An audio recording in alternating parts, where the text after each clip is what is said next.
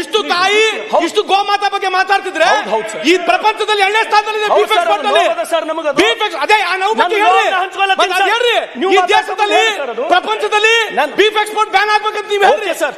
ಇವತ್ತು ಈ ಸರ್ಕಾರದಲ್ಲಿ ಅತ್ಯಂತ ನೋವಿನಿಂದ ಹೇಳ್ತೇನೆ, ಆ ಗೋಮಾತೆಯ ಆ ಗೋತಾಯಿಯ ಕೆಚ್ಚಲು ಕಡಿಯುವುದರ ಮುಖಾಂತರ, ಆ ಗೋತಾಯಿಯ ಕತ್ತನ್ನು ಕಡಿಯುವುದರ ಮುಖಾಂತರ ಈ ಸರ್ಕಾರ ಗೋವುಗಳಿಗೆ ಅನ್ಯಾಯ ಮಾಡಿದ್ದು ನಾವು ಯಾರು ಮರೆಯುವಂತಿಲ್ಲ ಅಧ್ಯಕ್ಷರೇ. ಸರ್, ನನಗೆ ಯಾಕೆ ಡಿಸ್ಟರ್ಬ್ ಮಾಡ್ಲತ್ತೀವಿ ಸರ್ ತಾವು? ಅವ್ರು ಗೋಲ್ಡ್ ಸಂಬಂಧ ಮಾತಾಡ್ತಾ ಇದಾರೆ, ಬಜೆಟ್ ಬಗ್ಗೆ ಮಾತಾಡ್ಬೇಕಿಲ್ಲ. ಈ ದೇಶದಲ್ಲಿ ಈ ಪ್ರಪಂಚದಲ್ಲಿ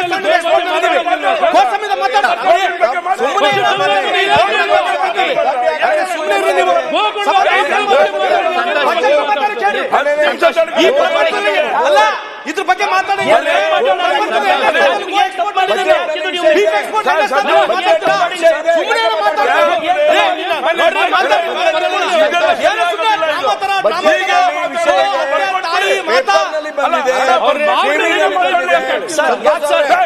ಅದರ ಆಕಳ ಮರಿ ಕರು ಸತ್ತಿರ್ತದ ರೋಡ್ ಮೇಲ, ರಥ ಹಾಯಿಸಿ ಕೊಲ್ಲಿರ್ತಾರ.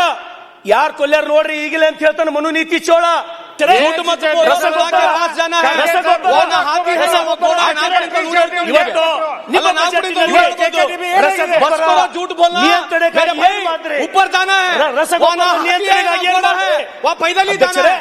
ಒಂದು झूठ मत बोलो, ಒಂದು खुदा के पास जाना है, ಒಂದು हाथी है ना घोड़ा है, वा पैदल ही जाना ಇಂತ 100 ಹೇಳ್ತೀನಿ. ಸುಮ್ಮನೆ ಏನ್ರಿ ಅಲ್ಲ ಮಾತಾಡಿ. ರಸಗೊಬ್ಬರ ವಿರುದ್ಧ ಹೋರಾಟ ಮಾಡಬೇಕಾಗಿ ಬಂದಿದೆ ಅಧ್ಯಕ್ಷರೇ. ಒಂದು ಕಾಲಘಟ್ಟದೊಳಗ ಲಾಲ್ ಸಾಹೇಬ್ರೆ ಮಾತಾಡ್ರಿ ಸಾಕು ಅಧ್ಯಕ್ಷರೇ. ಬಜೆಟ್ ಮೇಲೆ ಮಾತಾಡಿ ಕೇಳ್ರಿ. ಒಂದು ಕಾಲ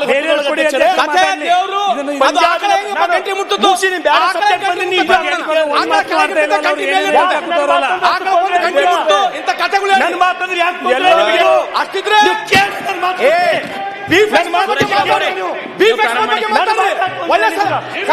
ಸಮಯ ಮುಗಿಯಿತು.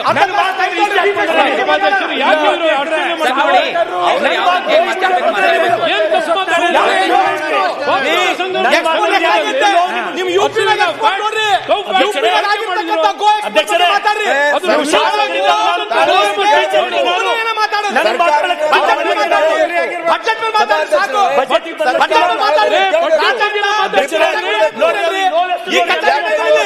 ಈ ದೇಶದಲ್ಲಿ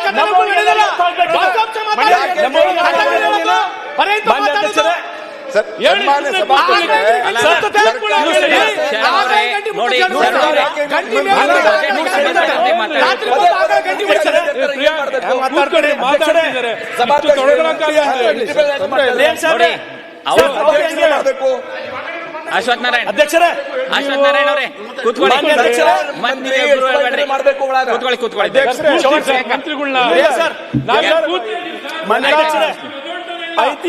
ಕೂತ್ಕೊಂಡಿದ್ದೀವಿ.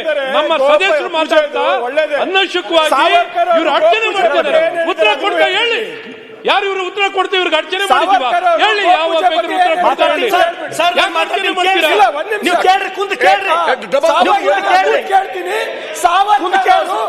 ನನ್ನ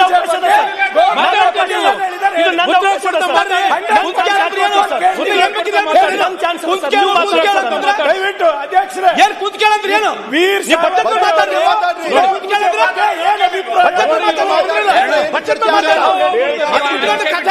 ರಾಜ ಹಿಂಗಿದ್ದ